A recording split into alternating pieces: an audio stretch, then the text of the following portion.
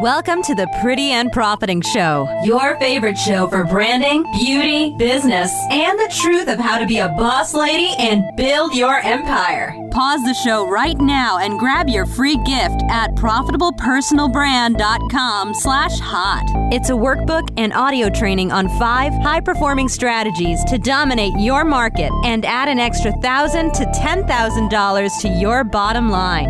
And now, your host. She's a fierce, creative freaking genius who is known by many as Nikki Hustle. Nicole K. Lundy. Welcome back to another episode of the Pretty and Profiting Show. It's your host, Nicole K. Lundy. And today, we're talking about the 5 do's and the 5 don'ts of being an entrepreneur.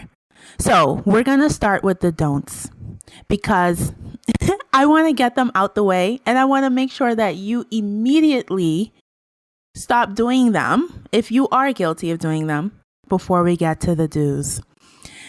And if you're just starting out in business, this is the perfect episode for you because you'll actually have a head start that most of us didn't have. This is when, you ask people on stage, what would you have done differently? What would you have told your startup self? Trust me. All of these apply to my business. All of them apply when I come in and start working with my clients because, you just don't know. You're just so excited to get your passion, your work, your brilliance out into the world that some of these things come in because you didn't expect them and they throw you off your game. So let's talk don'ts.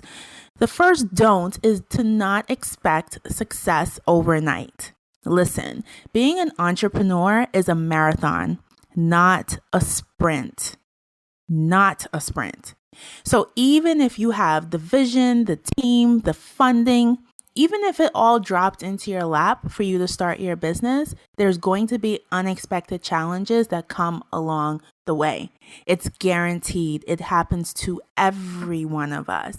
But the good news, even though this is a don't, is you become a superior mogul, a superior business owner from these challenges, from these mistakes. Okay. So as an example, getting clients may be slower than you ever anticipated, especially if you're coming out of corporate America. I remember putting up my makeup site, and this is way back when I had a beauty consulting business. Not a word, not a sound. I thought I just needed to put up the website and the customers would come. Didn't happen. And truthfully, it happens to a lot of my clients. They're like, I did so much work and nothing's happening. Well, now it starts. Now you need to create the buzz, start making calls, start marketing and whatnot. Don't expect success overnight. Number 2 is you don't want to ignore history. So, a lot of business owners believe, what they do is super unique and nobody else has done it. And the thing is, instead of not looking for companies who have done something similar to what you are striving to do so that you can learn about them, you completely ignore it. Listen, nothing is new under the sun. Nothing. As much as we hate to admit it sometimes, as business owners, nothing is new under the sun. Do not ignore history. Just because you did a scanty Google search doesn't mean that there wasn't a company that didn't do what you're doing. You're just adding your own unique twist. But the point is, don't ignore history. See what worked for them, see what didn't, because success leaves clues. Another don't is don't assume money solves all of your problems. So a lot of people, and me included back in the day, it's just, if I had an extra $1,000 or if I just need an infusion of $10,000 and, I could take my business to $10 million. Don't assume it. Do not assume it. So of course, capital is important. Of course, it's important, but it needs to be used in the right way. The best way to use your capital is to create and build a business model that has been proven to work. So this goes back to what we just talked about, not ignoring history. Really do not spend your time trying to create a new model. follow a model that works. You can always add your twist to it. But the model, like for instance, having a restaurant, serving food, paycheck, that works. Follow it. Another do not let investors dictate your company's strategy. So some business owners need a lot of capital. So they have to go to angel investors. They have to go to venture capitalists to get the funding they need. And it happens a lot for product-based businesses, especially. The thing is, in your deal, especially as a startup and in your business, you want to make sure the deal is that your decision is the final decision, not the decision of your investor. You want to keep the control.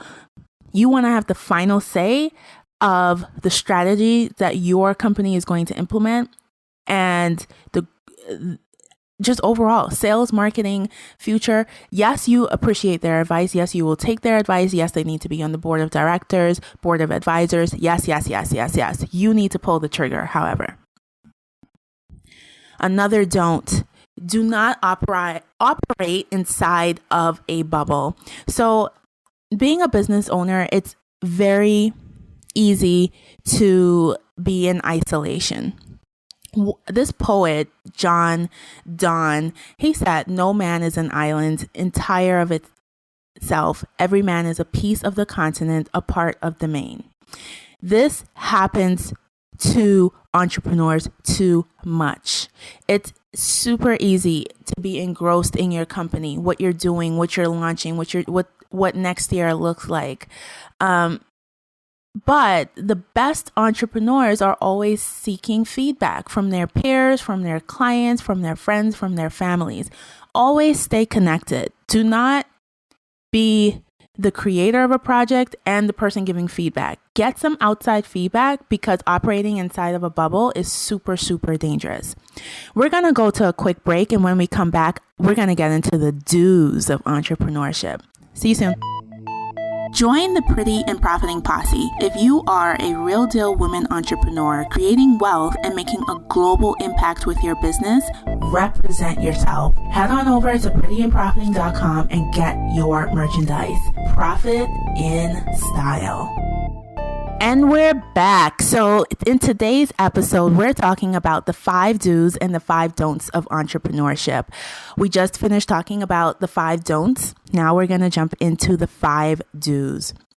So the first do is to do what you know. Do what you know. It sounds so simple, but here's the thing. There's so many entrepreneurs out there who get involved in industries about what they know absolutely nothing about. And the thing is, on top of not knowing anything about this industry, they have no passion for learning anything about this industry. Listen, it doesn't matter if you're brilliant and smart. I know you are, because you're listening to this podcast, or a quick learner. There's no substitute for experience. Now, I understand that just because you're experienced in something, that doesn't mean you want to continue doing that. I understand. But there are things that you do have some familiarity around and you do have some passion around. Expound on that, add to those strengths, learn on that. Okay? Next, ask for help. The second do. You are not weak if you ask for help. You are actually strong and it's needed. You do not know every single thing in your business. You cannot, on a long-term basis, wear all of the hats. Yes, you can start out like that, but you cannot continue like that. The difference between somebody who is overwhelmed by lack of knowledge and somebody who manages to succeed despite his ignorance is just one simple difference, and that is the willingness to ask for help. So it can be internally, like in your inside business circle, unofficial board of advisors, or it can be outside. You might actually need to hire somebody. The point is, ask for help, get help. You will grow faster. You will get to profitability. And we're all about being pretty, being profitable. We're pretty and profiting over here. So You cannot do both of those things if you're overwhelmed. You'll actually look pretty haggard and you'll be pretty broke. Ha ha ha. So, number 3 is to know your purpose. Being a business owner, being a boss lady, building an empire is not for the faint of heart. It is exhausting. It's a marathon. It's full of obstacles, full of challenges. Of course, there's a lot of rewarding days.